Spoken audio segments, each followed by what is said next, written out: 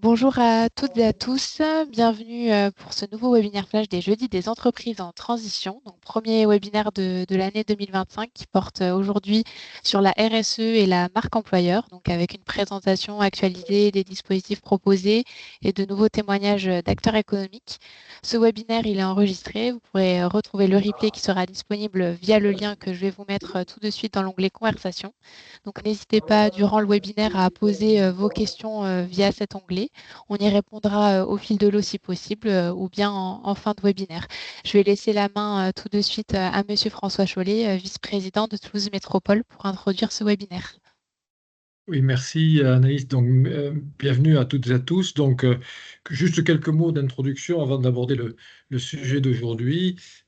Pour recontextualiser ce webinaire, donc, on est dans une dynamique qui est impulsée par Toulouse Métropole avec un plan de mobilisation économique, le plan Climat 2030,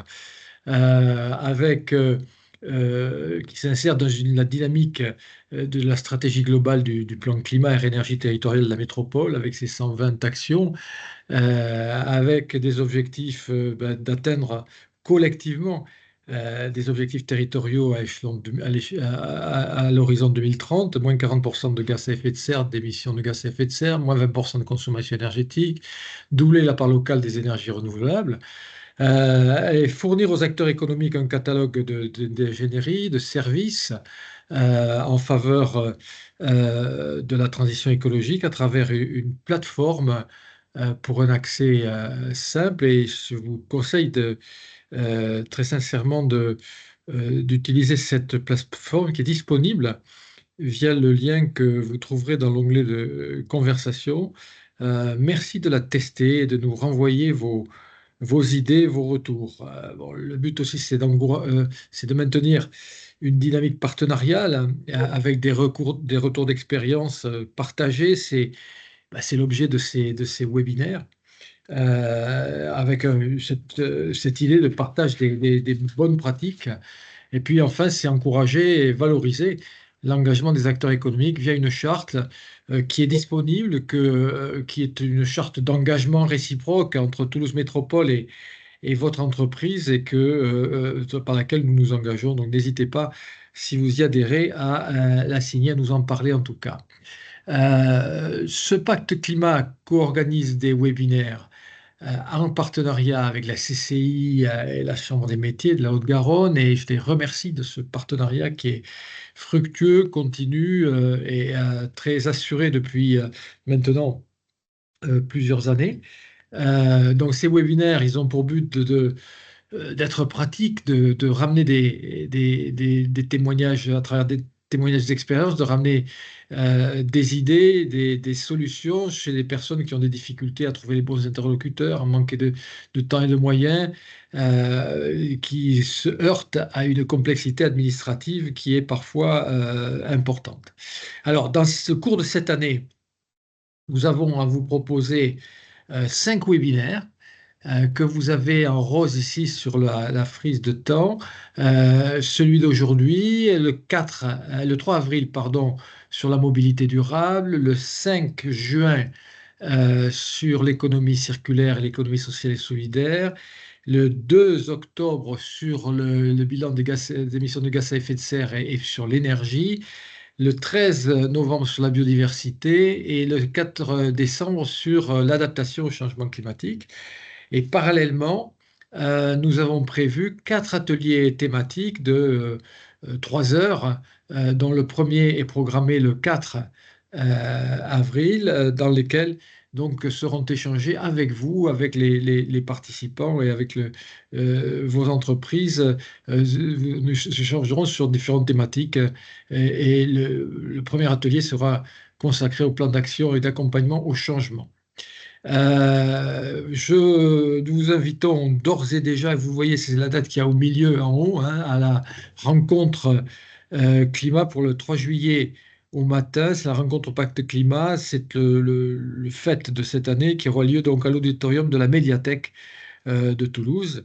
Et durant ce webinaire, des dispositifs spécifiques à destination des acteurs économiques vont vous être présentés. Je vous encourage à vous en saisir.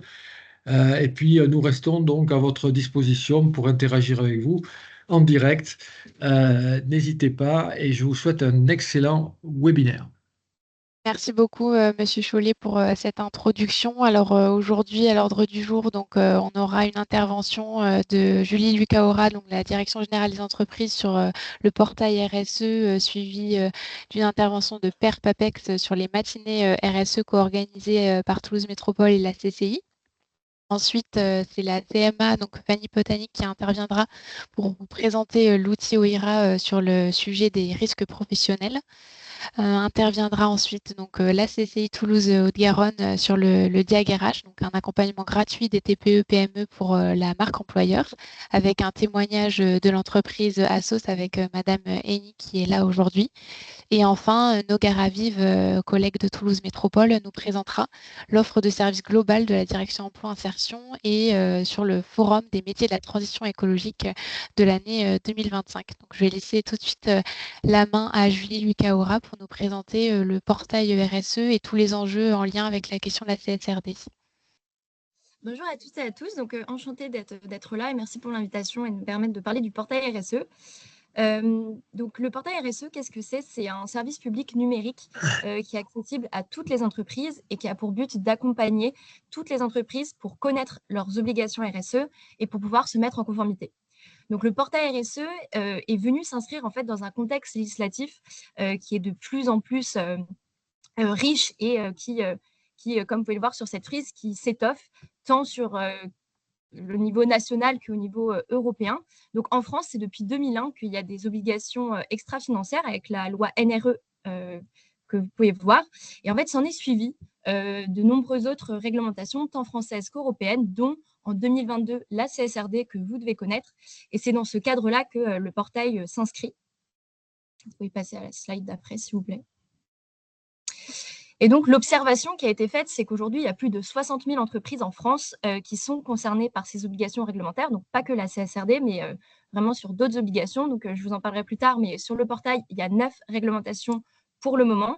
On compte bien sûr enrichir tout ça. Et donc, sur la CSRD, c'était 7 000 entreprises qui étaient assujetties. Aujourd'hui, bien sûr, avec l'actualité, ce chiffre est réduit de 80%. Mais le portail ne permet évidemment de parler de la CSRD, mais permet aussi de vous accompagner sur d'autres réglementations. Donc, en effet, le focus du portail RSE était sur la CSRD parce que c'est quand même une réglementation qui permet aussi d'accompagner toutes les autres entreprises qui appartiennent à la chaîne de valeur de ces grands groupes qui doivent répondre à cette réglementation. Et donc, pour cela, en fait, aussi, le portail RSE est construit sous forme d'une start-up d'État, c'est-à-dire que l'ensemble, on va dire, des nouvelles fonctionnalités qui arrivent sur le portail sont enrichies à la suite d'entretiens avec des utilisateurs, donc avec des entreprises, afin de vraiment répondre à leurs besoins. Et donc, en parlant justement avec ces entreprises, deux besoins sont apparus. Tout d'abord, ils souhaitaient une meilleure connaissance des réglementations au sens large et également des outils qui permettent justement de se mettre en conformité. Et c'est pourquoi le portail RSE a vu le jour. Et donc voilà, les trois grosses missions du portail, c'est tout d'abord d'informer. Donc le portail a vraiment une mission pédagogique dans le but d'accompagner justement les entreprises pour faciliter la compréhension des textes juridiques qui sont souvent très complexes. Et donc sur le portail, il existe des fiches réglementaires qui vous permettent facilement de comprendre de quoi on parle. Ensuite, le portail RSE permet aussi de piloter l'ensemble de la mise en conformité de vos différentes réglementations et également peut-être d'ici 1, 2, 3 ans, notre but, c'est vraiment aussi de faciliter la vie des entreprises avec la logique de dites-le nous une fois, c'est-à-dire que si jamais vous avez déjà commencé à remplir des données dans une administration, ces données seront recensées et vous pourrez les trouver sur le portail RSE pour pouvoir vous mettre à jour. Et donc voilà, avec le court laps de temps, je n'ai pas forcément le temps de vous faire une démonstration de comment utiliser le portail, mais donc ici, je vous ai mis des partages d'écran un petit peu des différentes fonctionnalités du portail. Donc, une des particularités du portail, ça va être que vous avez un espace de simulation qui vous permet en fait en 30 secondes de savoir parmi les 9 réglementations extra-financières auxquelles vous êtes assujettis. Donc, les 9 réglementations, ça va être la CSRD, la DPEF, bien sûr, qui n'est plus d'actualité, mais auparavant, qui l'était. Vous avez l'audit énergétique, le devoir de vigilance, vous avez la B2SE, l'index EGAPRO, le bilan des émissions de gaz à effet de serre et le plan de transition. Il me semble que j'en ai peut-être oublié, mais vous pourrez bien sûr aller voir. Ensuite, donc au-delà de cet espace de simulation qui est donc accessible vraiment une fois que vous allez sur le portail RSE, vous avez aussi la possibilité de vous inscrire, de vous faire un compte et là vous aurez accès du coup à ce tableau de bord qui vous sera personnalisé et vous aurez justement en fait le détail de quand est-ce que vous devez vous mettre en conformité. Ça va aussi vous renvoyer parfois vers des plateformes ministérielles qui existent déjà, comme c'est le cas pour EGAPRO ou pour vos bilans de gaz à émissions de serre. Et également, vous avez donc, comme vous pouvez le voir ici, on va vous énoncer en fait les réglementations que vous devez mettre à jour, celles auxquelles vous êtes à jour et celles auxquelles vous n'êtes pas concerné. Et enfin, le dernier gros chantier sur lequel on a travaillé, c'est donc sur la CSRD. Notre but, c'était vraiment d'accompagner les entreprises pour qu'elles puissent en fait comprendre et se familiariser avec cette réglementation.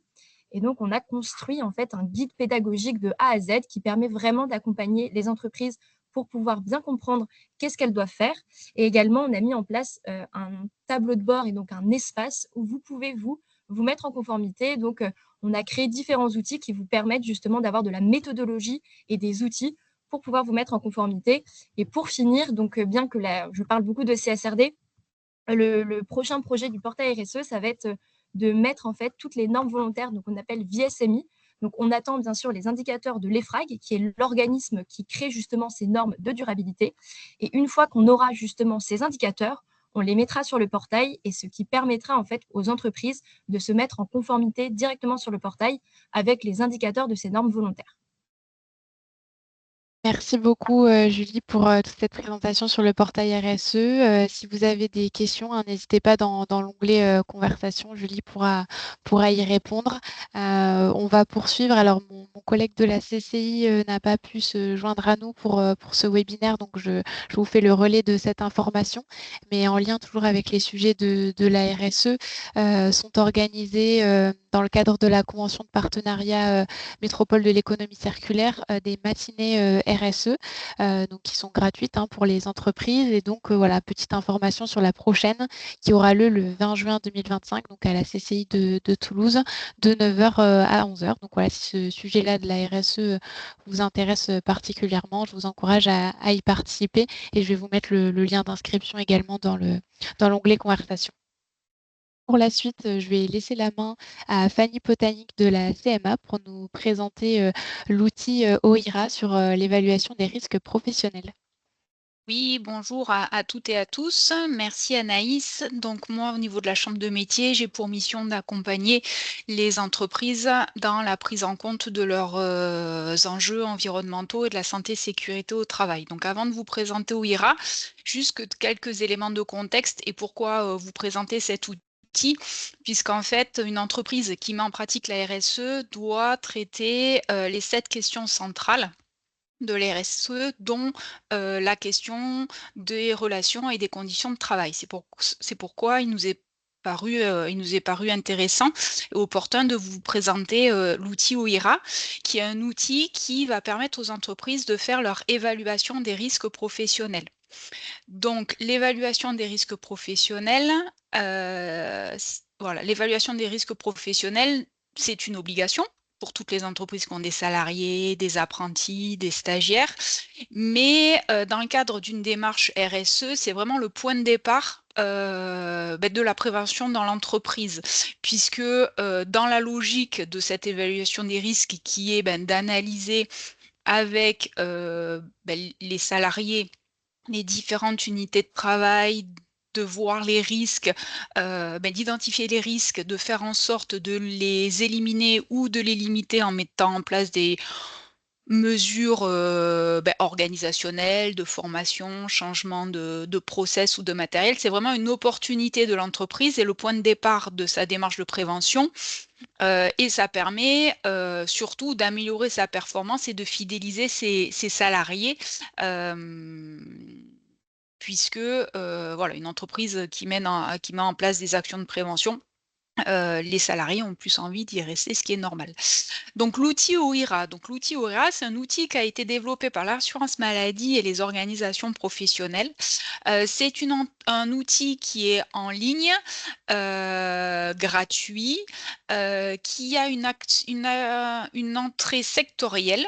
C'est-à-dire qu'il y a plus de 40 métiers qui sont identifiés, c'est-à-dire qu'il y a un outil OIRA par métier. Donc ces métiers, cela va des métiers de service à la personne, en passant par la métallurgie, les entreprises alimentaires également. Donc pratiquement une bonne partie des métiers sont représentés, à part le bâtiment, où là, c'est un autre outil développé par l'OPP-BTP. Donc, cet outil va permettre de réaliser son évaluation des risques et à l'issue d'avoir son document unique et de pouvoir faire la mise à jour. Donc, alors je vous ai mis le lien d'accès. Non, il n'est pas... Bon, donc je vous le mettrai dans la conversation après mon intervention. Donc, je vous ai fait quand même quelques copies d'écran pour vous montrer ce que c'est. Donc, c'est, comme je vous l'ai dit, un outil qui est en ligne. On s'inscrit très facilement avec une adresse mail et un mot de passe que l'on crée. Et ensuite, on choisit son métier, son secteur d'activité. Et ensuite, eh bien, c'est un outil autoporté, c'est-à-dire que les unités de travail sont déjà définies, puisque comme c'est sectoriel, c'est l'avantage. Et ensuite, pas à pas, on progresse sur chacune des unités de travail et sur la base de questions. Donc, les risques sont parcourus. Il y a donc des actions de prévention qui sont identifiées. Donc, l'entreprise indique si elle les a mis en œuvre ou pas. Si il en manque, parce que chaque entreprise est différente malgré le même secteur d'activité, elle peut rajouter des choses qu'elle a mis en place. Si elle considère que ce n'est pas rédigé elle souhaite rédiger de manière plus précise ou modifier l'action, elle peut rédiger avec ses propres mots. Et ensuite, elle peut, si jamais elle n'a pas mené toutes les actions, cocher la partie mon risque n'est pas maîtrisé. Et à ce moment-là, les actions qui ne sont pas cochées remontent. Elle peut les indiquer. Et là, elle indique qui est responsable et quand est-ce qu'elle pense la mettre en place.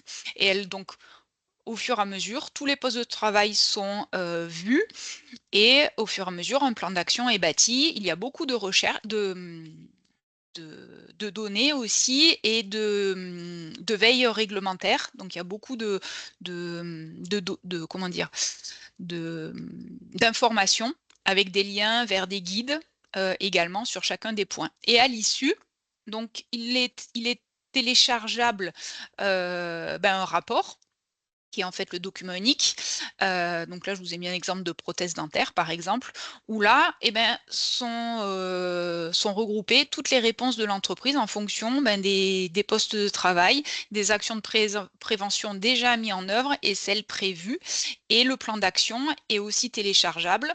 Donc le rapport est en format Word, le plan de prévention en format Excel. Ils sont également adaptables si nécessaire. Et l'intérêt, c'est que ces documents sont conservés en ligne. On peut dupliquer l'évaluation pour faire la mise à jour. On peut aussi partager l'accès. Donc, ça permet de faire une mise à jour plus facilement, moins laborieuse, parce que des fois, fallait repartir de zéro. Et puis, surtout, ça permet d'avoir la traçabilité. Nous, à la Chambre de métier, ce que l'on propose aux entreprises qui le souhaitent, donc l'outil est en libre accès.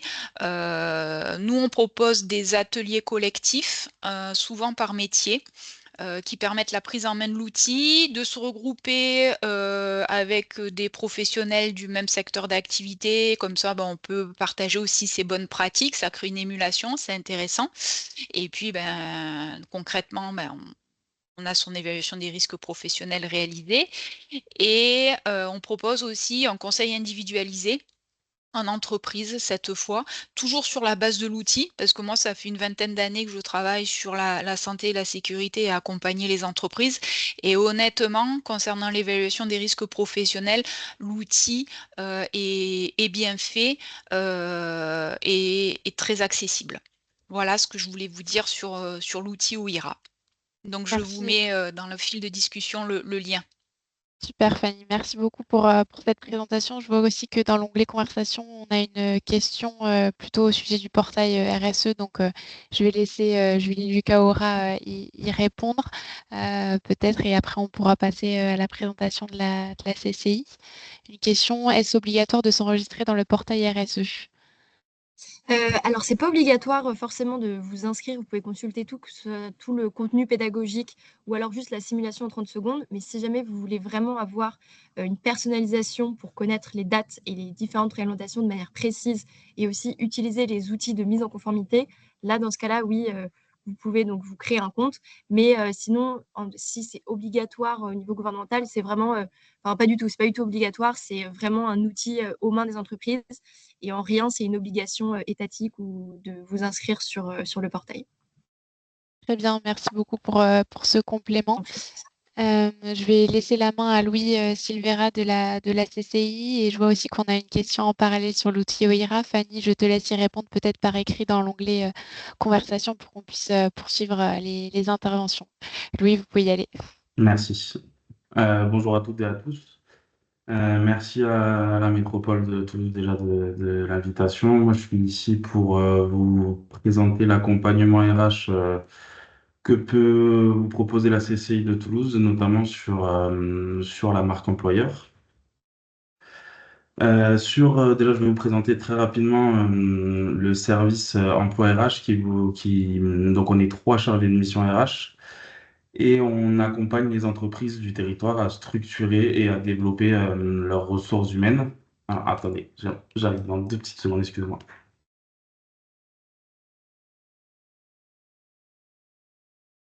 Petit couac.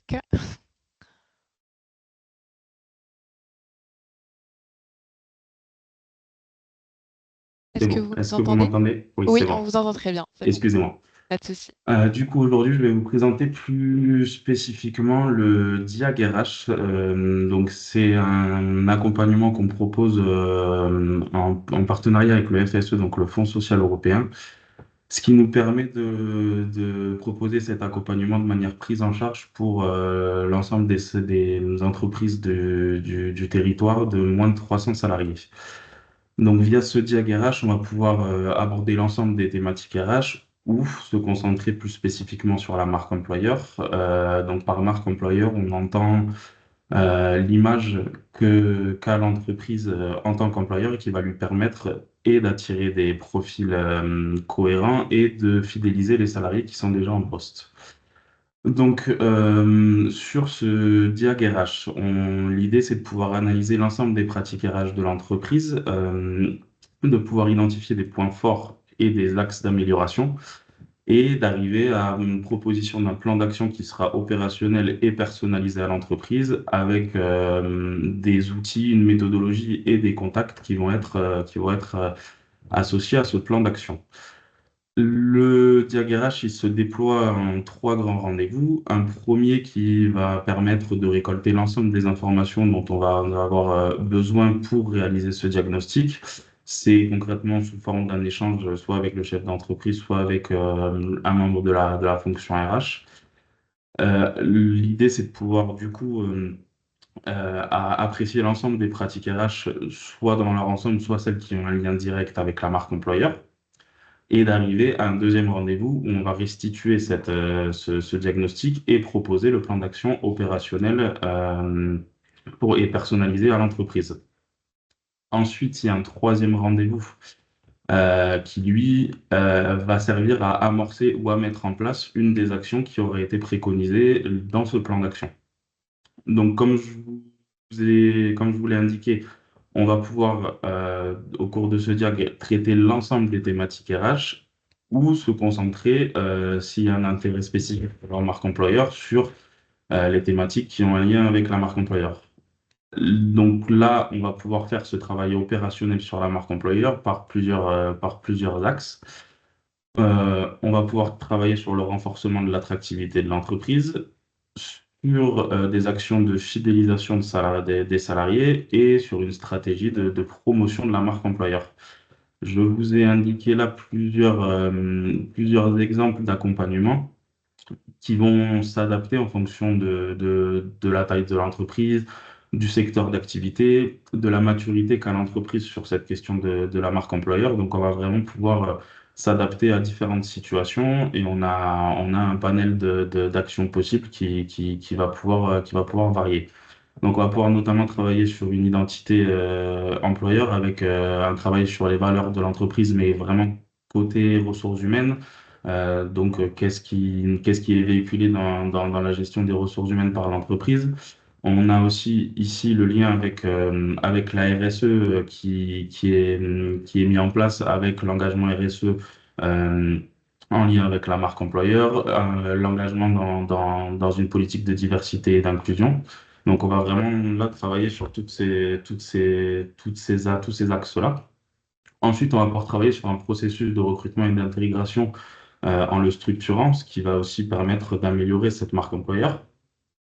On va pouvoir améliorer là plutôt dans la partie fidélisation tout ce qui est parcours salarié avec la structuration d'une politique de formation, l'amélioration de la qualité de vie et des conditions de travail, le fait de fluidifier sa communication interne, c'est toutes ces actions qui vont permettre d'améliorer, on va dire, les qualités, la qualité de vie et des conditions de travail et permettre de développer la fidélisation des salariés.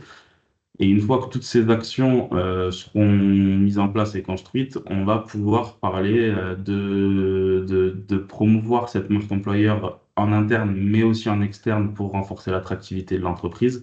Et donc, une fois qu'on aura structuré toutes ces parties-là, bah, comment communiquer sur cette marque employeur. Et ça peut se faire de différentes façons. En structurant un peu le site internet avec une rubrique dédiée à du recrutement, ça passe aussi par l'offre de recrutement qui doit pouvoir véhiculer toutes ces actions qui sont mises en place et qui vont permettre d'attirer des profils qui seront cohérents et pertinents à votre organisation. Ça peut passer par des posts sur les réseaux sociaux. Donc là, pareil, on s'adapte en fonction de l'objectif, de la typologie de salariés. Voilà. Donc là, pareil, on s'adapte en fonction de l'entreprise. Et donc, c'est d'ailleurs une action qu'on a menée avec Azos Assainissement. Et je vais laisser la parole à Madame Eni pour en parler. Oui, bonjour, merci d'abord à Toulouse Métropole de me permettre de prendre la parole aujourd'hui. Donc, je suis Indeni, je travaille pour la société Azos Assainissement. Je suis aujourd'hui responsable des ressources humaines de cette société. Nous sommes spécialisés dans la réhabilitation de canalisations sans casse par chemisage et une offre à 360 degrés dans l'immobilier pour tout ce qui concerne les réseaux d'eau.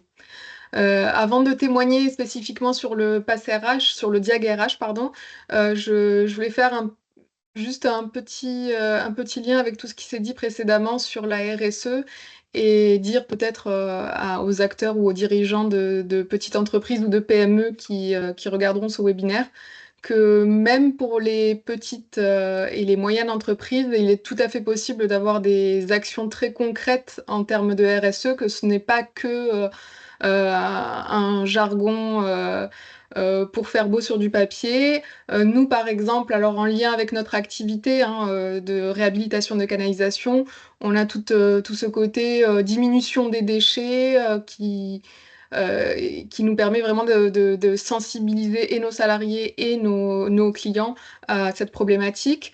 On fait également des débouchages et des curages mécaniques plutôt que d'utiliser de l'eau dès qu'on peut. Également, en termes de relations sociales, on a nos dirigeants, donc Salim Zafati et Vincent Boudoussier, qui sont d'anciens rugbyman, donc avec des fortes valeurs et un fort engagement pour tout ce qui est local, le collectif, la solidarité. Et depuis toujours, on met vraiment un point d'honneur à embaucher des apprentis, à prendre des stagiaires. On travaille beaucoup avec le lycée des métiers Urbain Vitry. On a également beaucoup de partenariats avec des clubs sportifs, des clubs de hand, des clubs de rugby, forcément, évidemment le Stade Toulousain, mais aussi des clubs plus petits. Voilà, donc c'est possible d'avoir des actions concrètes pour la RSE dans des petites entreprises. Et ça change, ça enrichit les relations sociales au sein de l'entreprise. Pour parler du DIAG RH, avec Monsieur Silvera, que je remercie beaucoup, qui a été vraiment d'une grande aide et qui m'a permis de débloquer tout ce qui est communication interne et externe au niveau des RH. Ça aurait été trop difficile de vraiment faire un rapport sur tout ce qu'on a fait, mais pour vous résumer, on est parti de notre slogan qui est offrir un niveau de service élevé dans un cadre de travail confortable et organisé. Et on a retiré des valeurs à chaque fois qui étaient liées à service élevé, cadre de travail confortable, cadre de travail organisé. Et on s'est rendu compte qu'en fait, c'était pas juste des mots et qu'à chaque fois, en face de chaque valeur, on avait vraiment des preuves à apporter en termes d'esprit d'équipe, de solidarité, de notre engagement RSE, des événements qu'on mettait en place, des moyens matériels, des moyens technologiques qu'on offrait à nos salariés. Et on a pu communiquer là-dessus en interne déjà, puisqu'un des grands changements qui est arrivé suite à ce DIAG RH, c'est la mise en place, par exemple, d'une réunion hebdomadaire avec toute l'entreprise. Et ça n'existait pas avant et ça porte vraiment ses fruits. On peut porter des messages liés à toutes ces valeurs et dire, ouais, concrètement, on fait des choses et on avance chaque jour et il y a un vrai retour sur investissement par rapport au travail que l'on donne dans cette société et qui est très agréable à partager avec les salariés.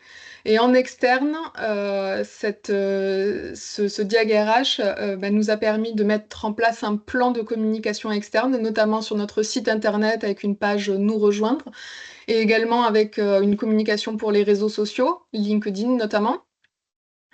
Et tout simplement pour pouvoir vendre ce qu'on faisait au niveau RH, le montrer, en être fier en externe aussi, et attirer des nouveaux talents parce qu'on est une entreprise qui recrute et il est difficile, dans notre secteur notamment, d'attirer des talents.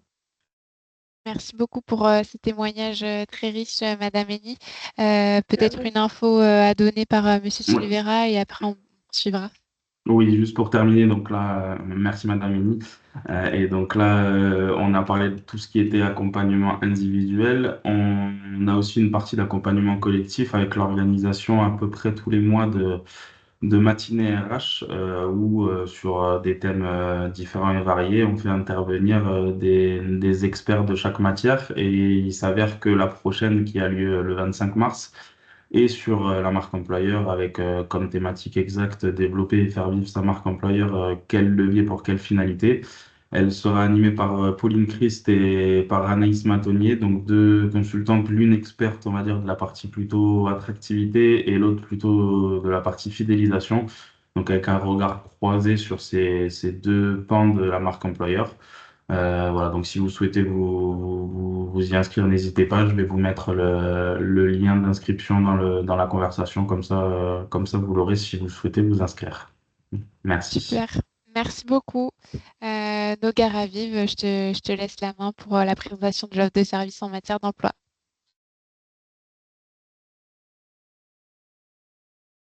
Alors, tu as ton micro qui est coupé, par contre. Là, C'est voilà. ça que je cherchais à faire. Merci. Donc, bonjour à tout le monde. Noga Raviv. Je suis la direction emploi insertion et effectivement, on a développé des outils d'accompagnement et des leviers d'action en matière d'accompagnement aux besoins RH.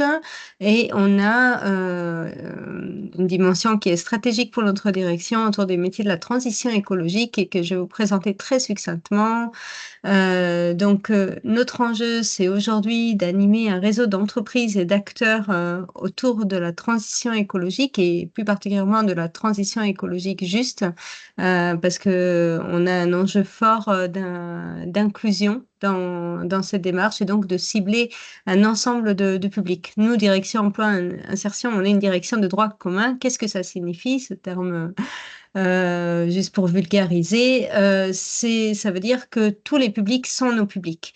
Et donc, que ce soit des publics diplômés, que ce soit des publics peu diplômés, que ce soit des personnes en reconversion professionnelle, que ce soit des jeunes qui intègrent le marché de l'emploi.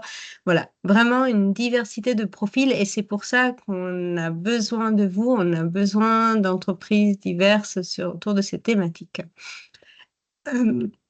Donc, dans notre stratégie, on a, pardon, excusez-moi, bien sûr, sur le rapprochement offre-demande d'emploi. Donc, je vais vous présenter juste par la suite les outils qu'on propose.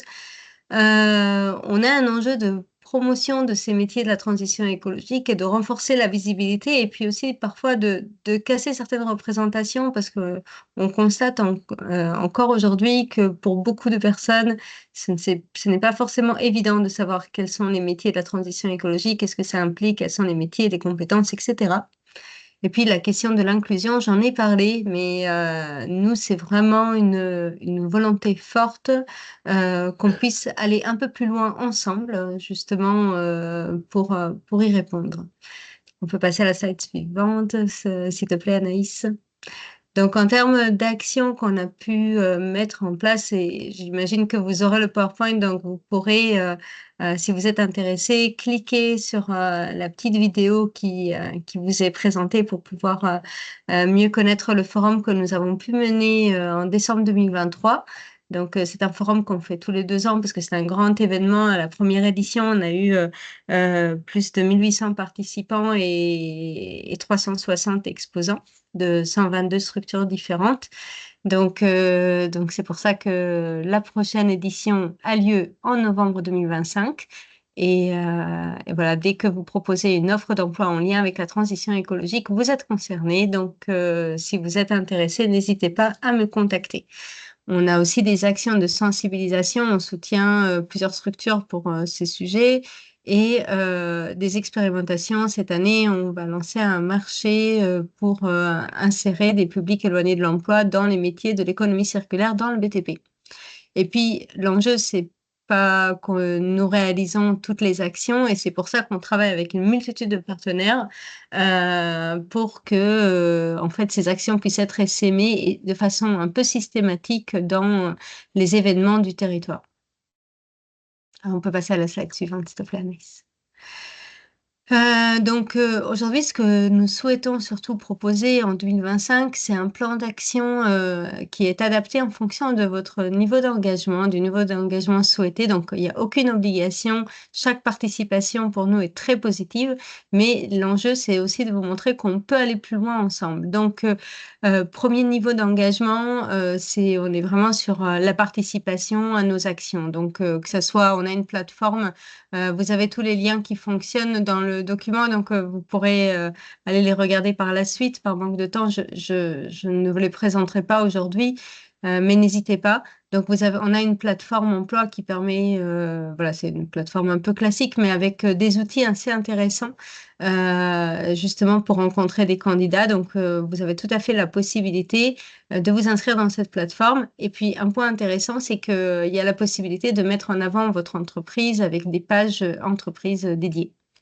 Des événements, donc on organise chaque année une dizaine d'événements par an, dont le Forum des métiers de la transition écologique qui aura lieu en novembre, mais il y a d'autres événements, il y a aussi des événements de nos partenaires. Vous trouverez l'ensemble de ces événements sur l'agenda partagé que vous avez en cliquant sur le lien.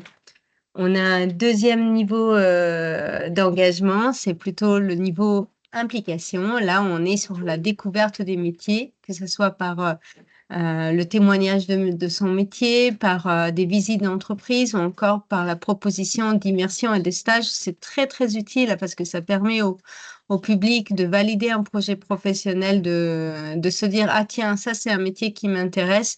Et souvent, c'est une condition sine qua non pour entrer en formation. Donc, on vous invite à y participer également et à nous proposer ces immersions et ces stages si vous êtes intéressés. Et puis, bien sûr, on peut aller plus loin parce qu'on a une charte PLI qui permet d'aller plus loin pour des publics éloignés de l'emploi. On a également des actions de préparation des publics. On mobilise de plus en plus des entreprises pour préparer les publics. Donc, pourquoi pas vous? On a aussi d'autres façons de recruter qui se passent du CV. Donc, voilà, je finis juste là-dessus. Là aussi, si vous êtes intéressé, n'hésitez pas à me contacter. Je serai ravie d'échanger avec vous à ce sujet. On passe à la slide suivante. Ce sera rapide, promis. Donc, qui sont nos publics? Je l'ai dit, donc je fais très, très, très rapide. C'est vraiment l'ensemble des habitants de Toulouse Métropole. Bien sûr, on a une attention particulière pour les demandeurs d'emploi, mais chaque fois qu'on a un événement, il est ouvert à toutes et tous. Ça veut dire qu'il y a aussi des étudiants, il y a aussi des personnes qui s'insèrent sur le marché de l'emploi pour la première fois. Il y a aussi des salariés, il y a aussi des personnes en reconversion professionnelle. On a vraiment une diversité de profils, des niveaux de qualification variés, donc, et chaque public doit trouver des réponses adaptées. Et ça, c'est vraiment un point qui nous est précieux. Et on a un objectif annuel de plus de 1000 personnes qui seraient visées par nos actions et nos événements. On peut passer à la slide suivante. Donc là, vous avez mes coordonnées, donc n'hésitez pas, je suis à votre disposition. Et puis, vous avez les forums emploi que nous organisons. Donc là, vous avez tout à fait, s'il y a d'autres événements qui vous intéressent, vous avez tout à fait la possibilité de vous inscrire via le lien que vous trouvez là. Et encore une fois, on peut s'appeler et c'est parfois plus rapide que tous les liens. Voilà, j'ai Merci. terminé. Merci beaucoup, Noga, pour cette riche présentation. Peut-être juste avant de conclure, revenir sur une question posée sur l'outil OIRA et Noah. Je ne sais pas si Fanny, tu peux y répondre. Oui, effectivement, en fait, les services de santé au travail proposent des outils également. OIRA en est un autre. Voilà, Ok, très simplement. bien. Merci beaucoup. Pierre, je te laisse conclure. Oui, merci Anaïs. Donc, écoutez, merci à toutes et à tous pour cette participation, de beaux dispositifs, de beaux témoignages et une belle offre de service aussi. Donc, un prochain rendez-vous qui va arriver assez rapidement, le 3 avril, avec une thématique sur la mobilité durable. Donc, n'hésitez pas à faire savoir et à revenir nous voir. Et puis, très prochainement aussi, le 4 avril, un premier atelier, je dirais, de la programmation 2025 du Pacte Climat, atelier de structuration donc du plan d'action et de l'accompagnement au changement, voilà, qui vous est proposé le 4 avril 2025. Donc, on compte sur votre présence. Merci à toutes et à tous. Merci beaucoup. Bonne journée. Au revoir. Au revoir. Au revoir. Merci, au revoir.